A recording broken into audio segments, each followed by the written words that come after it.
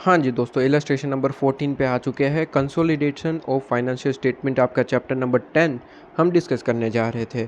ठीक है, और बेसिकली काफ़ी सारी चीज़ें तो ऑलरेडी डिस्कस कर चुके हैं और यहाँ पे इलस्ट्रेशन नंबर 13 तक हमने कंप्लीट कर दिया। सारे वीडियोज़ आपको अपलोड करवा दिए हैं, मिल चुके हैं आपके पास में, और प्लेलिस्ट बना रखी है हमने। प्लेलिस्ट की लिंक हर एक वीडियो की डिस्क्रिप्शन में है, तो जाके आप कोई भी इलस्ट्रेशन, कोई भी प्रैक्टिकल क्वेश्चन देख सकते हैं। ठीक है, तो जल्दी से आ जाइए। इलस्ट्रेशन नंबर 14 छोटा सा इलस्ट्रेशन है, छोटा सा कंसेप्ट है। कहता है कि आपके पास में ए करके पॉइंट है, 2 क्वेश्चन पूछ लिए, ठीक है, कोई दिक्कत नहीं है। क्वेश्चन नंबर ए आपके पास में कहता है कि ए लिमिटेड ऐसी कंपनी है जो कि 80% होल्डिंग रखती है और वोटिंग पावर रखती है बी लिमिटेड में। ठीक है, ए लिमिटेड 80% होल्डिंग रखती है किसमें सर? बी लिमिटेड में। तो ऑब्वियसली ए लिमिटेड होल्डिंग कंपनी है और बी लिमिटेड सब्सिडरी कंपनी है। इसके बाद कहता है कि सर ए लिमिटेड ने सेल किया इन्वेंट्री 180 लाख रुपीज़ की कॉस्टिंग थी जिसकी, ठीक है, और बी लिमिटेड को सेल किया 200 लाख रुपए में, 200 लाख रुपीज़ में। तो कहीं ना कहीं आपके पास में हिडन प्रॉफिट है कितना सर? 20 लाख रुपीज़ का। और जब भी आपके पास में होल्डिंग सब्सिडी के बीच में ऐसा कोई हिडन प्रॉफिट होता है तो उसका ट्रीटमेंट करना पड़ता है। ठीक है सर, कहता है एंटायर इन्वेंट्री जो है वो अनसोल्ड है बी लिमिटेड के पास और फाइनेंशियल स्टेटमेंट 31 मार्च को वहाँ पे दिख रहा है, तो उसकी ट्रीटमेंट करनी पड़ेगी बेसिकली। ठीक है, इसके बाद कहता है ए लिमिटेड जो होल्डिंग करती है 75% आपके पास में होल्डिंग और वोटिंग पावर कहता है बी लिमिटेड में। ए लिमिटेड ने कहता है परचेज़ करा है आपके पास में, इस बार परचेज़ है, यहाँ पे सेल था, ध्यान रखिएगा, यहाँ पे सेल है और यहाँ पे परचेज़ है। इस बार परचेज़ करा है 150 लाख रुपीज़ की कॉस्टिंग का इन्वेंट्री बी लिमिटेड से। ठीक है सर, कहता है कि सर प्राइस थी उसकी 200 लाख रुपए और कहता है कि एंटायर आपके पास में अनसोल्ड रहा और फाइनेंशियल स्टेटमेंट की डेट को दिख रहा है। तो कहीं ना कहीं अगर कहानी देखें तो यहाँ पे सेल और परचेज दोनों की है।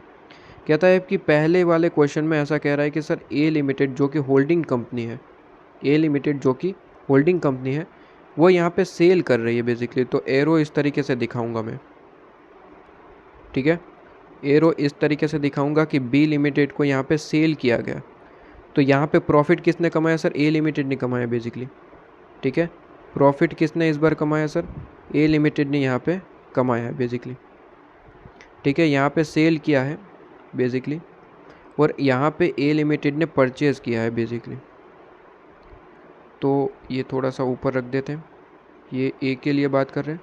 और बी में बात करें तो यहाँ पे वही चीज़ कहता है कि सर ए लिमिटेड जो है इस बार परचेज़ कर रहा है। ठीक है, कोई दिक्कत नहीं, ए लिमिटेड इस बार परचेज़ कर रहा है, तो एरो इस तरफ होगा। कहता है बी लिमिटेड से परचेज़ करता है। ठीक है सर, बी लिमिटेड से परचेज़ करा गया इस बार। तो यहाँ पे लिख देता हूँ सर परचेज़ है। ओके सर, कहता है इसमें हिडन प्रॉफिट है, दोनों में 20-20 लाख रुपए का हिडन प्रॉफिट है। तो उसकी ट्रीटमेंट क्या रहेगी? क्योंकि ये स्टॉक तो अनसोल्ड रहा, फाइनेंशियल स्टेटमेंट में दिख रहा होगा, ठीक है, at the end of the date. तो इसकी ट्रीटमेंट क्या रहेगी? इसकी ट्रीटमेंट बड़ी सिंपल होती है, यहाँ पे शॉर्ट में लिखवा दूंगा। ठीक है, बेसिकली रेगुलर लेक्चर तो है नहीं कि जो है मुझे यहाँ पे पूरे का पूरा यहाँ पे समझाना पड़े। सिंपल सा यहाँ पे एक ट्रीटमेंट बता दूंगा कि सर अनरिलीज आपके पास में है। कहता है कि अगर होल्डिंग कंपनी सब्सिडरी को सेल कर रहा है, ठीक है, होल्डिंग से सब्सिडरी को है, तो कहते हैं इसकी ट्रीटमेंट जो है आपके पास में 2 रहेगी। सबसे पहली ट्रीटमेंट आप एक काम करिए, स्टॉक में से सबसे पहले तो उसकी एंट्री करिए, स्टॉक में से वो अनरिलीज प्रॉफिट को हटाइए। ठीक है, क्योंकि स्टॉक में प्रॉफिट जुड़ा हुआ है और मतलब कि स्टॉक आपके पास में रियल कॉस्ट पे नहीं दिख रहा है, तो स्टॉक को सही करिए। और दूसरा कहता है कि सर होल्डिंग कंपनी का एक चीज़ होता है कंसोलिडेटेड पीएनएल, तो वहाँ पे सही करना पड़ेगा। ठीक है, तो कंसोलिडेटेड आपके पास में प्रॉफिट एंड लॉस अकाउंट में आपको सही से अनरिलीज प्रॉफिट का ट्रीटमेंट करना पड़ेगा, हटाना पड़ेगा बेसिकली। और इसके बाद अगर उल्टा है, मतलब कि एस लिमिटेड ने सेल किया है एच लिमिटेड को, ठीक है, एच मतलब कि आपके पास में होल्डिंग और एस का मतलब सब्सिडरी, तो उल्टा है, सब्सिडरी सेल कर रहा है होल्डिंग को। तो कहता है कि सर देखिए स्टॉक में से तो हटाना ही है, वो तो दोनों में ही आएगा, स्टॉक में से तो हटाना ही हटाना है। एक और चीज़ आपके पास में कहता है कि सब्सिडरी का कंसोलिडेटेड पीएनएल नहीं होता, उसके लिए होता है आपके पास में प्रॉफिट एंड लॉस एनालिसिस। ठीक है, एनालिसिस ऑफ प्रॉफिट आपके पास में, तो वहाँ पे आप एक काम करेंगे, पोस्ट प्रॉफिट में से एनालिसिस में पोस्ट प्रॉफिट में से एडजस्ट करेंगे। ठीक है, पोस्ट प्रॉफिट को सही से दिखाएंगे, सही करेंगे बेसिकली। जो हिडन प्रॉफिट है उसकी ट्रीटमेंट सही से करनी पड़ेगी, रिड्यूस करना पड़ेगा बेसिकली।